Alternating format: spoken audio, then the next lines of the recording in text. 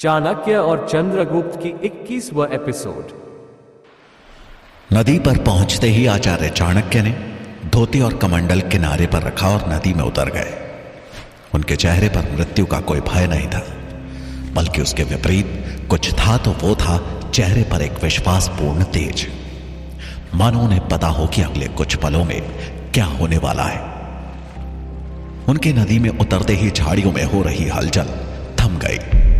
कुछ क्षण बाद उन झाड़ियों से खुद को कपड़े में ढके एक व्यक्ति छत से बाहर निकला और तुरंत ही एक पेड़ की ओट में जाकर छिप गया। उस व्यक्ति की कमर से एक तलवार लटक रही थी। उसकी नजर अब भी चाणक्य पर थी, लेकिन उसे जरा भी अंदाजा नहीं था कि नदी के दूसरे किनारे पर बैठा सूरजमल उसकी हरकतों पर एक बाज की तरह नजर गड़ाए बैठा था।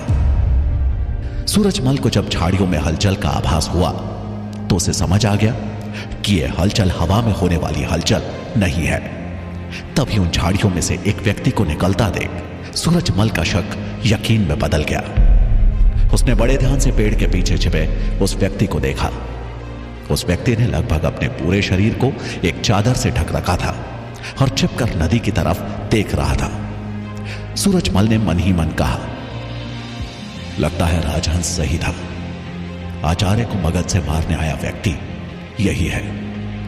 तभी उसकी नजर उस व्यक्ति के पैरों पर गई और उसका अंदेशा सही था। उस आदमी ने सैनिकों वाले जूते पहने थे। तभी अचानक आए हवा के एक तेज झोंके से उस सैनिक के चेहरे से चादर नीचे खिसक गई। उसका चेहरा देखते ही सूरजमल को पहचानते देर नहीं लगी कि वो सैनिक कौन है। उसने आश्चर्य में खुद से कहा, मालकेतु, और यहां यह आचार्य चाणक्य का पीछा क्यों कर रहा है? कहीं ये ही आचार्य को मारने? यह सोच उसने मालकेतु की तरफ अपना तीर तान दिया। उसका तीर अब मालकेतु की अगली हरकत की प्रतीक्षा कर रहा था। इधर मालकेतु को इस बात की खबर नहीं थी कि सूरजमल ने उसे देख लिया है। मालकेतु खुद से बोला, आचार्य चाणक्य बड़े विश्वास और निडरता के साथ स्नान कर रहे हैं। इसका अर्थ यही है कि राजहंस ने उन्हें उन पर होने वाले हमले की बात नहीं बताई। उसे अब कुछ हद तक राजहंस पे भरोसा हो चुका था। उसने अब रुकना उचित नहीं समझा और चुपचाप दबे पांव वहां से चला गया।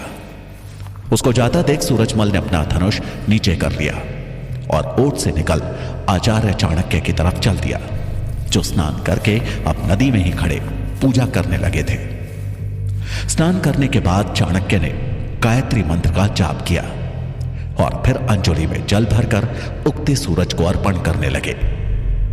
वो सूर्य देव से प्रार्थना करने लगे, हे रश्मि रथे, हे दिनकर, हे भास्कर, जिस प्रकार आपके प्रकाश से अंधेरा कोसों दूर भाग जाता है, उसी भांति हमारी जननी, हमारी मातृभूमि, प्राणों से भी प्यारे भारतवर्ष का भविष्य भी उज्जवल हो, भारत के वर्तमान का उदय हो, भारतवासियों का कल्याण हो, यही कामना है मेरी। चाणक्य अपनी पूजा कर जैसे ही नदी से बाहर निकले, सूरजमल उनको कुछ बताने के लिए बड़ी बेसब्री से उनका इंतजार कर रहा था। चाणक्य भी अपनी खड़ाऊ पहन ही रहे थे कि सूरजमल वहां आ पहुंचा और सर झुकाते हुए बोला, प्रणाम आचार्य। चाणक्य ने आशीर्वाद दिया और बोले, मां भारती तुम्हारा कल्याण करे। सूरजमल हड़बड़ाहट में बोला, राजहंस ने तो मगध से आए एक मसाई सैनिक का जिक्र किया था, लेकिन आपका पीछा कोई और नहीं बल्कि आचार्य गजानन का सेवक मालकेतु कर रहा था। चाणक्य को यह सुन के कुछ अधिक हैरानी नहीं हुई। उनके मुख का भाव कुछ ऐसा था कि मानो वो इस परिस्थिति से अवगत थे। उन्होंने गंभीर भाव से कहा, अवश्य ही यह परीक्षा राजहंस की वफादारी साबित करने की हो रही होगी। आचार्य गजानन और मालकेतु की एक चाल थी। अब हमें मालकेतु से और भी सावधान रहने की जरूरत है। चाणक्य की बुद्धि का परिचय देख सूरजमल बहुत ही प्रभावित दिखा। उसने चाणक्य को नमन करते हुए कहा, जी आचार्य, ये मालकेतु और आचार्य गजानन मिलकर क्या षड्यंत्र रच रहे? मैं पता लगाने की कोशिश करता हूं। चाणक्य ने हामी भरते हुए सर हिलाया और दोनों वहां से तक्षशिला की ओर चल दिए। वहीं दूसरी तरफ तक्षशिला में मालकेतु सीधे आचार्य गजानन के पास जा पहुंचा, जो अपनी सुबह की पहली कक्षा के लिए निकल रहे थे। मालकेतु को देख गजानन के चेहरे पर उत्सुकता के भाव उमड़ आए। उन्हें प्रणाम करते हुए मालकेतु बोला, मैं आचार्य चाणक्य का पीछा करते हुए नदी तक गया था। मैंने काफी देर तक ताक झांक की, लेकिन रोज की तरह आचार्य अपनी दिनचर्या में व्यस्त थे। उनके चेहरे पर किसी भी प्रकार का कोई भय नहीं था। ऐसा लग रहा था जैसे उन्हें किसी बात की भनक भी नहीं थी। मालकेतु की बात सुन आचार्य गजानन तंज कसते हुए बोले, अब तो तुम्हें मेरे सेवक राजहंस पर कोई संदेह नहीं होगा। मैंने पहले ही कहा था, वो मेरे प्रति वफादार है। अगर राजहंस ने हमारी बात चाणक्य तक पहुंचा दी होती तो चाणक्य आज नदी तक जाते ही नहीं। भला कोई जानबूझकर भी मृत्यु को क्यों आमंत्रण देगा? मालकेतु कुछ सोचते हुए धीमे स्वर में बोला, शायद आप सही हैं। राजहंस आपके प्रति वफादार है। मालकेतु ने आचार्य गजानन के सामने ऐसा कह तो दिया, लेकिन उसे अभी भी राजहंस पर संदेह था। उसका मन जाने क्यों राजहंस की वफादारी को स्वीकार नहीं कर पा रहा था। उसने मन ही मन कहा, चाणक्य ऐसा व्यक्ति है जिसके मुखमंडल को पढ़ पाना आसान नहीं है। कहीं ऐसा तो नहीं कि राजहंस ने चाणक्य को बताया हो, लेकिन चाणक्य ने उसे अनसुना कर दिया हो। इस राजहंस पर इतनी जल्दी विश्वास करना मूर्खता ही होगी। मुझे इसकी वफादारी की और जांच करनी पड़ेगी। मालकेतु के चेहरे पर उभरती भावनाओं को भांपते हुए आचार्य गजानन बोले, तुम्हारे मुख के भाव देखकर ऐसा लग रहा है जैसे तुम्हें अब भी राजहंस पर संदेह है। हड़बड़ाहट में मालकेतु ने कहा, नहीं आचार्य, मैं संतुष्ट हूं। मुझे लगता है अब मुझे निकलना चाहिए। आपको भी कक्षा के लिए देरी हो रही होगी। यह बोलकर वो वहां से तेजी से निकल गया, लेकिन उसका मन अभी भी दुविधा और संदेह से भरा हुआ था।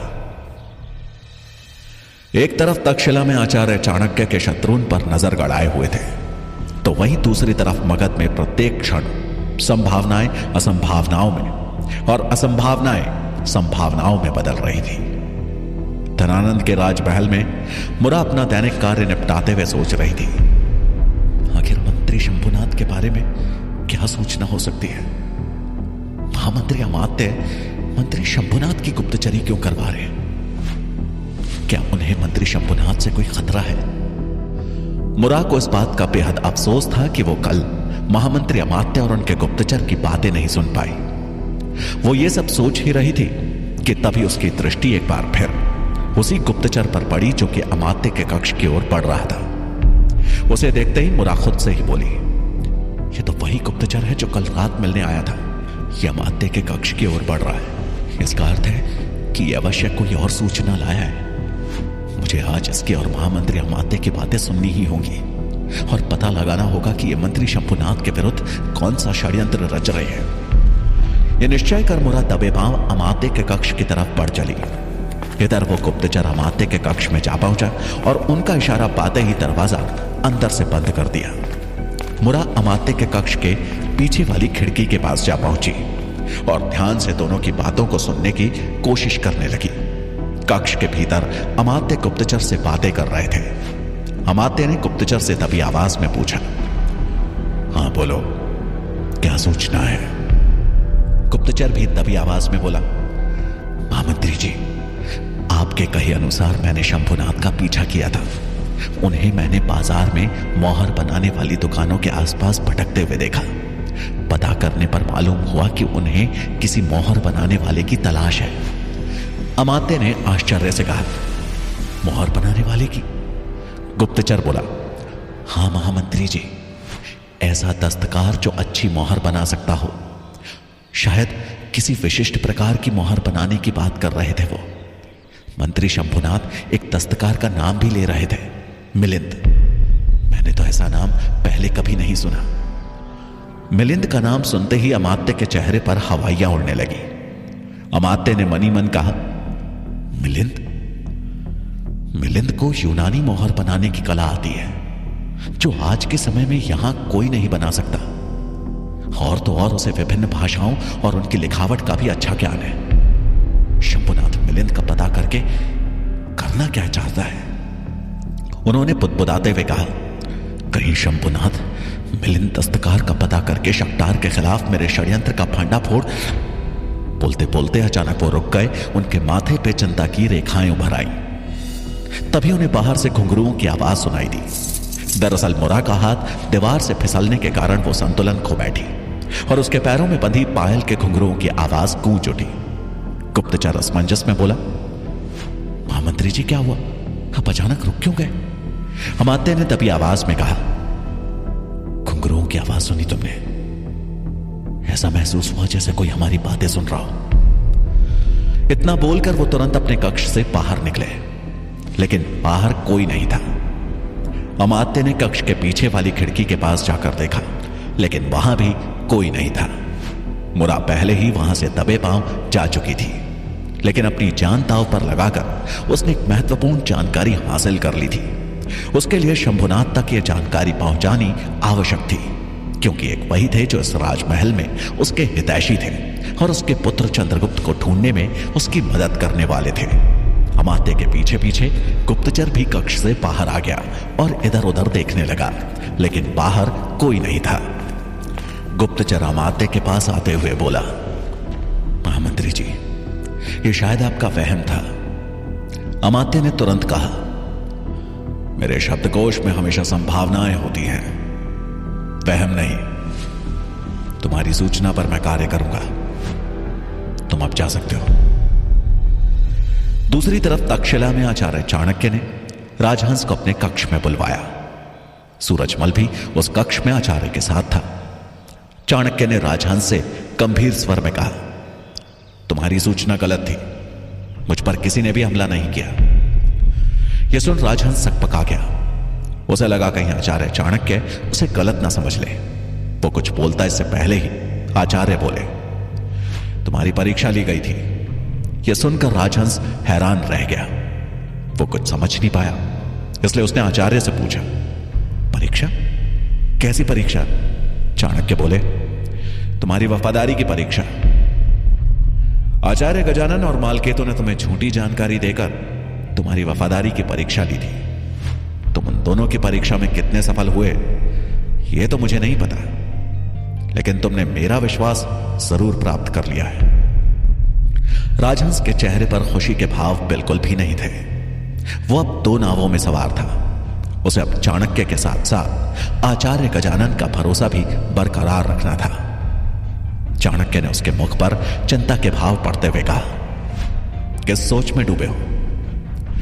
मैं आज ही तुम्हारा पत्र आग में जला देता हूं, क्योंकि जब तक यह पत्र मेरे पास होगा तुम वफादारी के बंधन में जकड़े रहोगे, और मैं नहीं चाहता कि वो जकड़न किसी दिन सूखी डाल की भांति टूट जाए।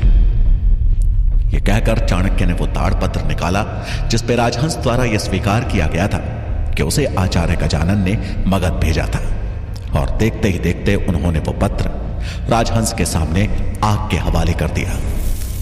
यह देख राजहंस के चेहरे पर कुछ क्षण के लिए प्रसन्नता तो थी, लेकिन वो ये भी जानता था कि चाणक्य का विश्वास मतलब नंगे पैर चलते अंगारों पर कदम रखना। राजहंस आभार व्यक्त करते हुए बोला, धन्यवाद आचार्य, मुझे प्रसन्नता है कि मैं आपका विश्वास जीतने में कामयाब हो सका। अब यदि आपकी आज्ञा हो तो मैं जाऊं। चाणक्य बोले, अवश्य, लेकिन ध्यान रहे कि तुम ऐसा कोई भी कदम ना उठाओ जिससे मालकेतु को तुम पर फिर से संदेह हो। राजहंस गंभीर मुद्रा में बोला, मैं इस बात का पूरा ध्यान रखूंगा आचार्य। राजहंस चाणक्य को प्रणाम कर वहां से चला गया। उसके जाते ही सूरजमल ने आचार्य चाणक्य से हैरानी में पूछा, आचार्य, एक पत्र ही तो था राजहंस के खिलाफ जिसकी वजह से वो वफादारी के बंधन में बंधा था, आपने वो भी जला दिया। अब आचार्य गजानन और मालकेतु की सूचना हम तक आएगी कैसे? आपको लगता है कि राजहंस अब भी हमारे प्रति वफादारी निभाएगा? आचार्य चाणक्य ने एक आत्मविश्वास भरी मुस्कुराहट के साथ कहा, निभाएगा, अवश्य निभाएगा। वफादारी हमेशा विश्वास से जन्म लेती है और किसी का विश्वास जीतने के लिए उसे यह भरोसा दिलाना जरूरी हो जाता है कि हम उस पर कितना विश्वास करते हैं। और रही बात पत्र की, तो राजहंस का असली पत्र अभी भी मेरे पास सुरक्षित है। सूरजमल के पास कहने को अब कोई शब्द नहीं थे। वो समझ गया था कि आचार्य चाणक्य के चाल चौसर के पासों को भी मात देने की क्षमता रखती है। इधर पुस्तकालय में कुछ विद्यार्थियों को पुस्तकें सहेजने का काम दिया गया, जिसमें चंद्रगुप्त, वीरसेन और पब्बत भी शामिल थे। जहां एक तरफ चंद्रगुप्त पुस्तकें सहेजने में लगा हुआ था, वहीं दूसरी तरफ पब्बत और वीरसेन लकड़ी की बनी एक मेज पर बैठे थे और हंसी ठिठोली कर रहे थे। वो अपना कार्य दूसरे विद्यार्थियों से करवा रहे थे। पब्बत तिरछी नजरों से चंद्रगुप्त को देखते हुए वीरसेन से थोड़ा ऊंचे स्वर में बोला, वीरसेन, क्या तुम्हें ज्ञात है कि इस गुरुकुल में सभी कुलीन घरों के विद्यार्थी शिक्षा ग्रहण करते हैं, लेकिन एक है यहां जो कुलहीन है।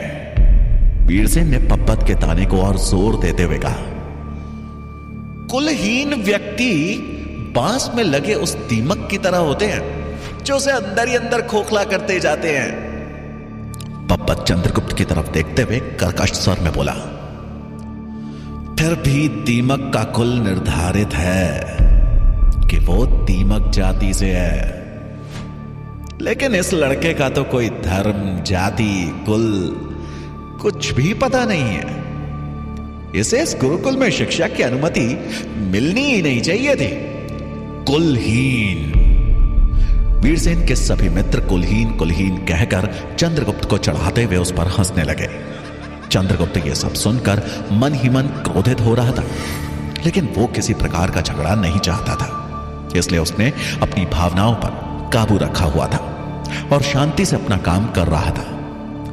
चंद्रगुप्त की तरफ से कोई पलटवार न पाकर पब्बत ने फिर से मजाक उड़ाते हुए कहा, इसकी मां अवश्य एक उल्टा होगी जो उसको छोड़ गई। पब्बत के मुंह से अपनी मां को गाली देते सुन चंद्रगुप्त से रहा नहीं गया। वो गुस्से में खौलते हुए पब्बत की तरफ बढ़ा। वीरसेन ने हंसते हुए कहा, राजकुमार, कुलहीन मनुष्य को भी गुस्सा होने का अधिकार है। अब तक चंद्रगुप्त पब्बत के नजदीक पहुंच गया था। क्रोध से उसकी आंखें लाल हो रखी थी। उसे देख ऐसा लग रहा था जैसे उसने अपना आपा खो दिया हो। उसने तेजी से आगे बढ़ जोर से उस मेज पर अपना पांव मारा जिस पर सब बैठे थे। मेज हिलते ही सबका संतुलन बिगड़ गया। वीरसेन अपने मित्रों सहित धड़ाम से जमीन पर गिर पड़ा, लेकिन पब्बत ने गिरते गिरते खुद को संभाल लिया। वो गुस्से में चंद्रगुप्त को आंखें दिखाते हुए बोला, कुलहीन की इतनी हिम्मत कि वो एक राजकुमार पर हमला करे। इतना बोलकर उसने लड़ाई के लिए अपना हाथ उठाया ही था कि पीछे से एक आवाज आई, चंद्रगुप्त। पब्बत वहीं रुक गया।